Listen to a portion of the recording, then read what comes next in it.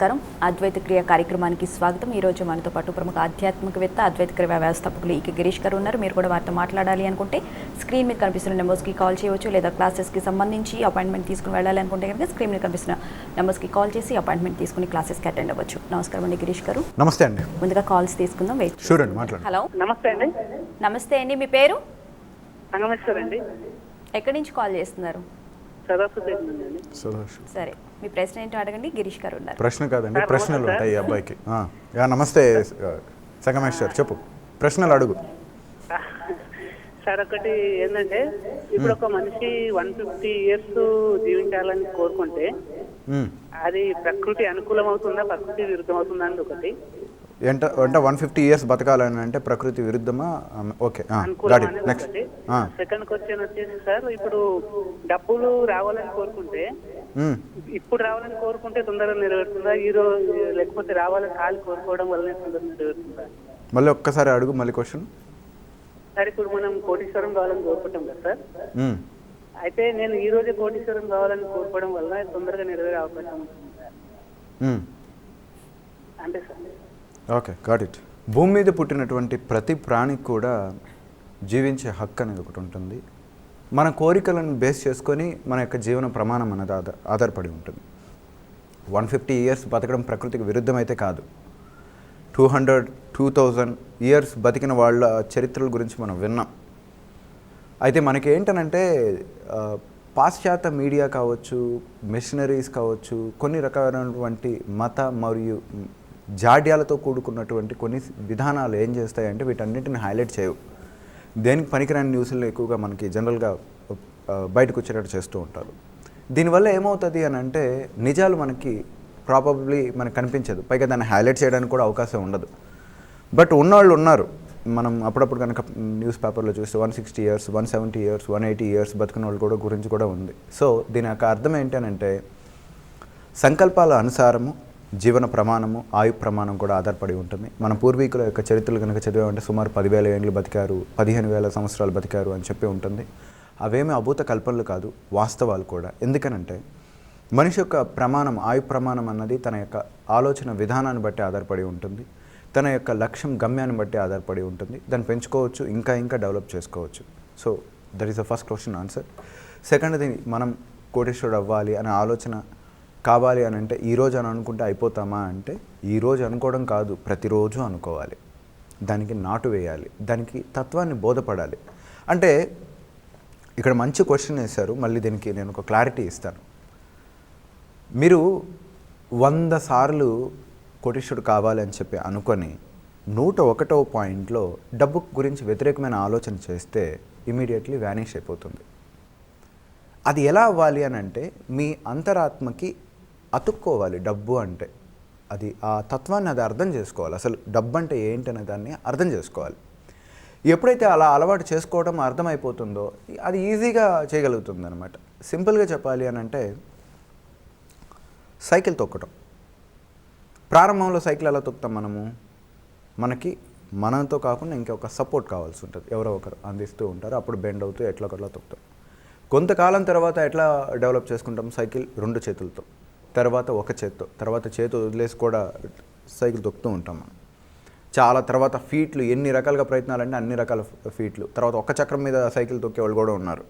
అంటే experience level పెరిగే కొద్దీ ఆటోమేటిక్గా చేంజ్ అవుతుంది. సిమిలర్లీ వెల్త్ సైన్సెస్ దగ్గరకు వచ్చే లోపలికి, వెల్త్ సైన్సెస్ అనే కాదు, ఎనీ కైండ్ ఆఫ్ విజనరీకి సంబంధించినటువంటిది, ఐడియాలజీకి సంబంధించినవి, ఇలాంటివన్నీ కూడా దానికి పూర్వము అంతము తెలుసుకోగలిగిన వాడి దగ్గర మాత్రమే అది ఉండడం జరుగుతుందన్నమాట.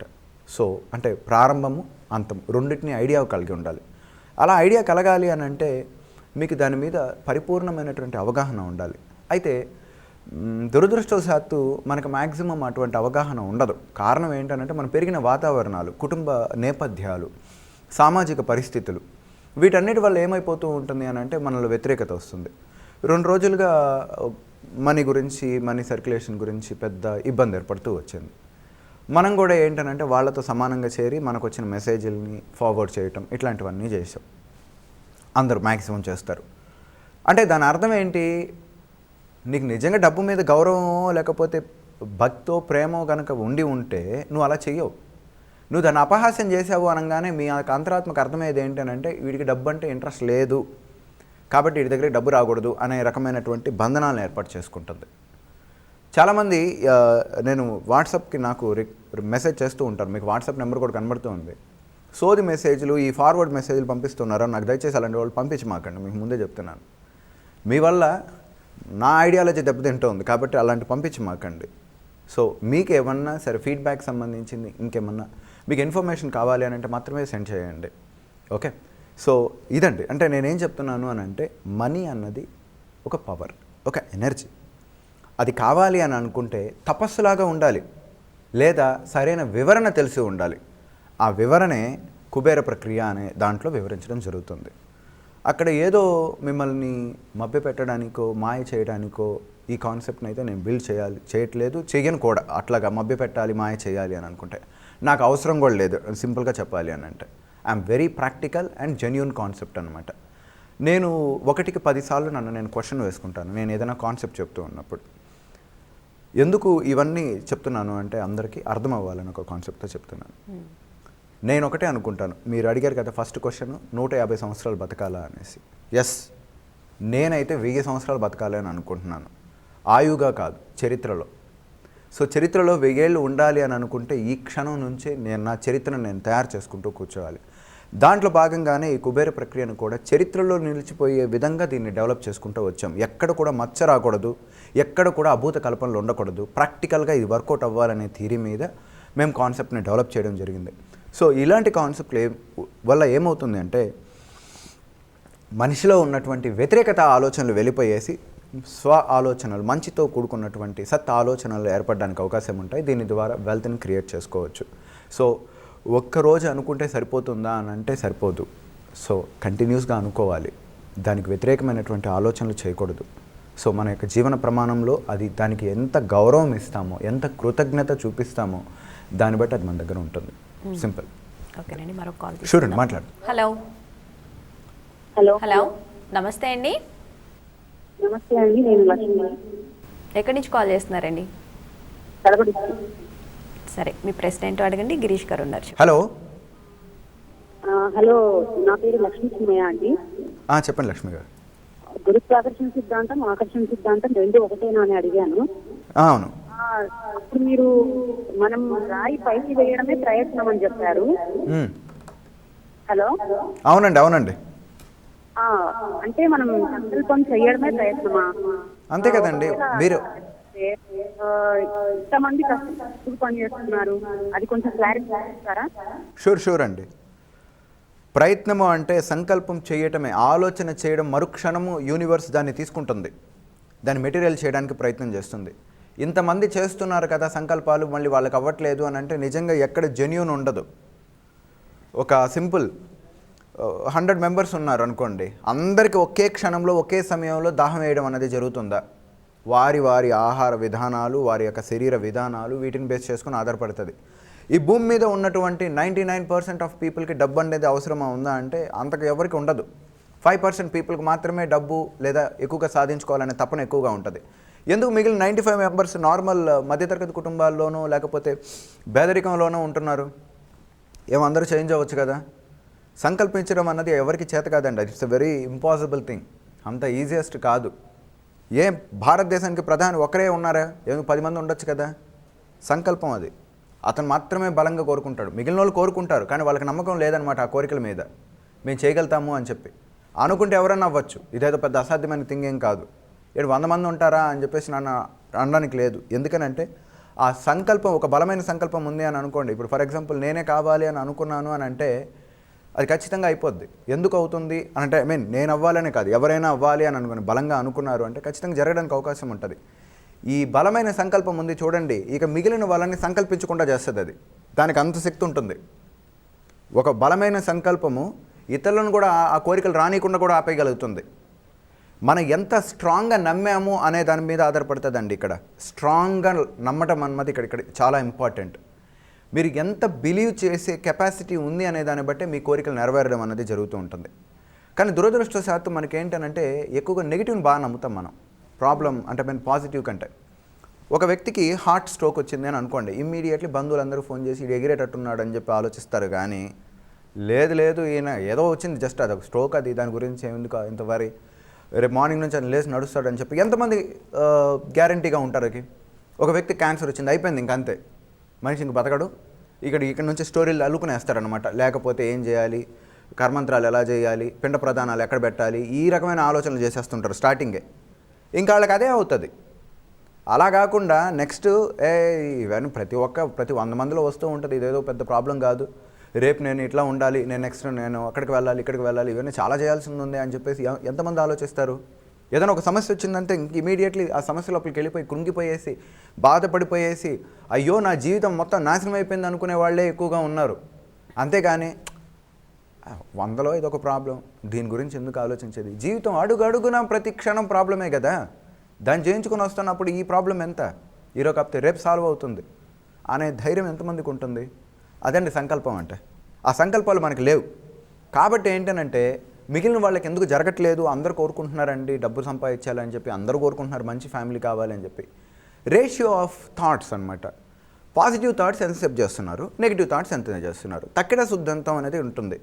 మీరు ఎంతనా చేయండి.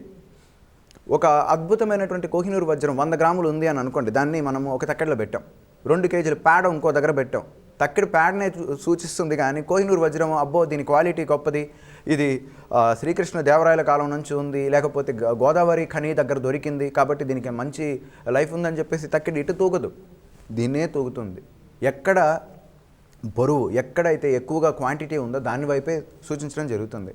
వీళ్ళందరికీ రావట్లేదే అని అంటే కారణం because of the reason positive అంటే నెగిటివ్ ఎక్కువ ఆలోచిస్తున్నారు. ఎక్కువగా నెగిటివ్ అడిగితే అదే ఇవ్వడం జరుగుతుంది ప్రకృతి. సో ఇలా ఆధారపడుతుందండి. ఓకేనండి, మరొక కాల్ షూర్ అండి, మాట్లాడు. హలో, నమస్తే అండి, మీ పేరు? యశ్ అండి, ఆదోని నుండి మాట్లాడుతున్నాము. చెప్పండి, గిరీష్ గారు ఉన్నారు. హలో, నమస్తే సార్. నమస్తే అండి, చెప్పండి. మీకు chance thanks sir. Thank you అండి. సార్ మా ఆయన క్రియ చేస్తున్నారు సార్.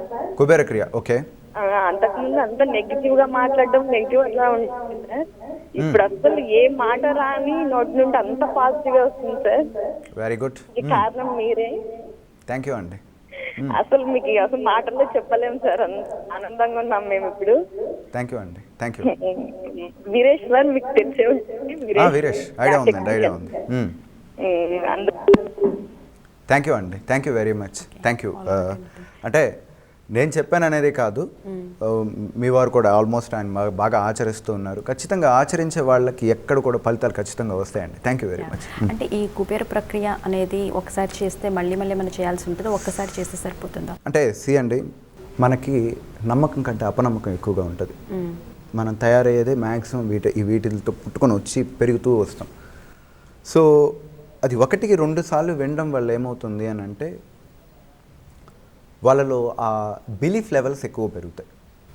అండ్ మేము ఒక్కసారి మాత్రమే అలో చేస్తాం, రెండోసారికి మళ్ళీ వచ్చినప్పుడు మళ్ళీ అడిషనల్గా మీరు సేమ్ ప్రైస్ పే చేయాలనేది ఉండదు. They are life time members అండి. మా మెంబర్షిప్ ఎవరైతే ఉంటారో ఒక్కసారి జాయిన్ అయిపోతే they called as life time members. ఎప్పుడైనా వాళ్ళు క్లాస్కి రావచ్చు.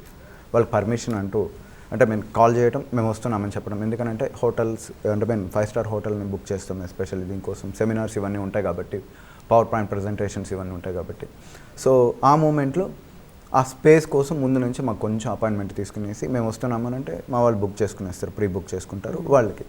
అంటే 1-2 సార్లు విన్నామంటే ఏమవుతుంది, మన లోపల మన మస్తిష్కంలో నిలబడిపోతుంది. ఒక్కసారిగా నాకు తెలిసి చాలా వరకు చేంజ్ వచ్చేస్తుంది. ఆల్మోస్ట్ 80% చేంజ్ వస్తుంది. నెక్స్ట్ టైం వచ్చినప్పుడు 90, ఇంకొకసారి వచ్చేస్తే 100. ఎలా ఉంటుంది అని అంటే క్లాస్కి వచ్చే వాళ్ళ సంఖ్య అండి, ఫర్ ఎగ్జాంపుల్ కొత్త వాళ్ళు 50 మెంబర్స్ వచ్చారు, పాత వాళ్ళు ఒక 70 మంది ఉంటారు అంతే. ఆల్మోస్ట్ వెనక మా బ్యాచ్ ఒకటి ఉంటుంది అనమాట, వాళ్ళందరూ ఉంటారు ఆల్రెడీ, అందరం చూస్తూనే ఉంటాను అనమాట. కొంతమంది ఇప్పటికి 10-15 బ్యాచెస్ కండక్ట్ చేస్తే 15 బ్యాచెస్కి వచ్చిన వాళ్ళు కూడా ఉన్నారు. అంటే కంటిన్యూస్ వాళ్ళకి ఎన్ని పనులు ఉన్నా సరే ఆ 3 రోజులు ఇదేదో పెద్ద ప్రాబ్లం కాదు నాకు, నేను దీనికి వస్తాను అనే అటువంటి ఆలోచన ఉందన్నమాట.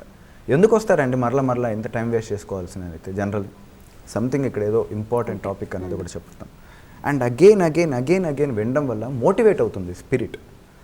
అంటే మన లోపల ఉన్నటువంటి అంతరాత్మ చాలా వరకు మోటివేషన్ అవ్వడానికి. ఈ ప్రపంచంలో ఒకే ఒక డిసడ్వాంటేజెస్ ఏంటంటే మోటివేట్ చేసే వాళ్ళు ఎవరు లేరు. So motivation is the biggest disadvantages అనమాట. అంటే జనరల్గా చెప్పాలంటే మనకు లేకపోవటం. నా లైఫ్ కూడా అంటే నేను లైఫ్లో చేంజ్ రావడానికి బికాస్ ఆఫ్ మోటివేషన్ లేకపోవడం వల్ల ఐ థాట్ నాకు ప్రపంచంలో దారి కనిపించలేదు. ఒకనొక మూమెంట్లో ఐ ఫెల్ట్ వెరీ బ్యాడ్. తర్వాత నేను ఇది అర్థం చేసుకున్న తర్వాత అర్రే ఇంత అద్భుతమైన సబ్జెక్టుని ఇంకా 100 మందికి మనం తెలియజేస్తే వాళ్ళ జీవితంలో కనీసం అంటే స్టేట్లో ఉన్న వాళ్ళు లేకపోతే ఎవరైతే టీవీ వాచ్ చేస్తున్నారో అందరికైతే చెప్పలేమండి. నా వల్ల కూడా కాదు. ఎందుకనంటే ఇట్స్ ఇంపాసిబుల్. మ్యాక్సిమం తెలిసినంత వరకు కొంచెం సహాయం చేద్దాం. ఆ సహాయం ఎలా చేయాలి? వాళ్ళ జీవితాల్లో రేపు ఇబ్బందులు బాధలు పడకుండా ఉండేటట్టుగా ఉండాలి.